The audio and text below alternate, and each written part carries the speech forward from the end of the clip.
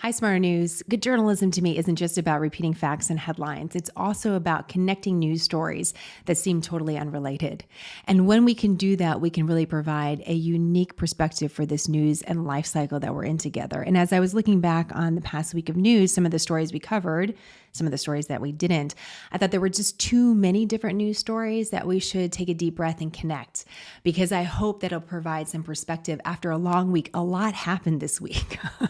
It always seems like it does, but this week in particular. So I thought, let's just take a moment for a little reflection. This is going to be a different than our normal videos. I have some notes. We're going to be hopping around quite a bit, but I just thought let's have a little end of the week conversation. So we started this week with Flag Day, and Flag Day is a unique holiday because it commemorates the design of the American flag. And this is always an interesting holiday to me because what I thought to be true about it isn't actually the case. Growing up, my mom has this beautiful painting of Betsy Ross that she has right next to her side of the bed. And it's really close to a trunk that her father and his family carried through Ellis Island. And so the image of this painting is of Betsy Ross sewing the first American flag. And it's this beautiful picture. So it's very salient in my mind. And I thought, of course, Betsy Ross sewed the American flag, only to find out in our reporting for Smarter News that we think that's the case. It's an educated guess, but there's not the historic documentation that's actually sourcing it. And what's also interesting is this week we're marking the Statue of Liberty arriving into New York Harbor. And now, of course, we associate the Statue of Liberty with Ellis Island. But at the time, that wasn't necessarily the case, that association, because all of this was still being created. So it's a good reminder that what we think about the past is often different than what people actually experienced. And that's really important for us to keep in mind as we're very much in a historic period right now. What future generations will think about this period likely will be different than our experience of it, which makes it even more important that we do some really good reporting. So June 14th, Flag Day, is historic, but it's not the only history-making moment on June 14th. June 14th is the birth date of the American Army. It's also an important historic day for West Point because it's the date where the very first African-American soldier graduated from West Point. And this is only a couple years after the Civil War. He was stationed really on the frontier out in Oklahoma, and there was a problem there. There were these ponds that weren't draining, and it was causing issues with mosquitoes. And so his name is Henry Flipper, developed these trenches that helped drain the ponds and helped alleviate the problem somewhat of these mosquitoes. And still to this day, it's a historic site, these trenches, because of his invention. And the reason why that really resonated with me, and we have so much, by the way, there's so much to his story that we'll be covering at a future date. But the reason why that resonated with me is I thought, wow, in the 1800s, we had these issues with mosquitoes, and we still have issues to this day. In fact, in Florida, a news story in Florida this week is they're releasing genetically modified mosquitoes to help quell the spread of mosquito diseases in the area. In fact, the CDC calls the mosquitoes the deadliest animal in the world because hundreds of thousands of people, hundreds of millions of people are affected by mosquito diseases, related diseases all over the planet. And to connect this to our current health news cycle, some of the very first mRNA vaccines, that technology that we're using now against COVID-19 or the virus that causes COVID-19, were first tested on mosquito-borne illnesses, specifically Zika. And so we're using that technology again now to deal with a major health issue as well. This week, you've likely seen the headline that America, we're always looking at the numbers and the data, and it's always difficult because the data seems very cold, and we're talking about real people with real stories, with real families. And so I don't love talking about these numbers, although I think the data is important because it can seem so sterile for the actual experience of this pandemic. But the number that got so much attention is 600,000 deaths due to COVID-19.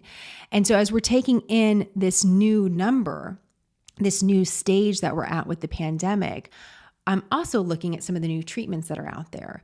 And what's interesting, there seems to be a trend. So we have a new potential vaccine that looks promising. That's not an mRNA vaccine that we'll be applying for emergency use authorization. But there seems to be a couple studies that I saw that are looking at nasal sprays. And this was a conversation back at the beginning of the pandemic. Would a nasal spray be helpful? Because that's where we know that the virus likes to hang out and replicate. And there's just a few different separate studies that have come across my desk that I thought, we're going to look into this a little bit more. Coming full circle to the mosquito story, we talk about mosquitoes, we talk about repellent, right? Your mosquito repellent you're going to spray on. Well, could this be the version of the COVID repellent? And you're going to put it in your nose if you're going to travel or you're going to be in a big group of people. And so it's not, what they're using it right now is to test on people who just test positive for COVID-19, who have a mild case. But the question is, can it actually be preventative as well? So that's an exciting part of research I just wanted to flag for you. One of the reasons why I think it's particularly important to look at therapeutics is that right now we're in the middle of summer, but we're quickly going to be heading into flu season. And that's always an area of concern. And I want to make sure we keep our eyes a little bit focused on that. President Biden overseas again mentioned the coronavirus as one of his major issues for the American people, a priority for him to focus on. And he said that after a meeting with President Putin, the first meeting of its kind between these two leaders.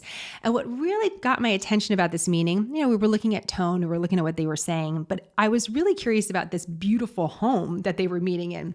It's this villa that actually was built before the United States declared independence from England. So it's been around for a really long time, and it's actually hosted many really important meetings, including a meeting between President Reagan and Mikhail Gorbachev, who was the head of the Soviet Union at the time. I mean, this is the Cold War. This is the first meeting between these two leaders. And it got me thinking, because it's very easy to think sort of worst case scenario, right? The things are never going to change between countries. For example, Russia's an adversary right now. They're never going to be an ally. It's easy to kind of get into that rut of thinking because it seems implausible based on some of the information that we're seeing. But I wonder what President Reagan and his team thought about after that meeting with Gorbachev, because it was only a few years later. Mr. Gorbachev, tear down this wall.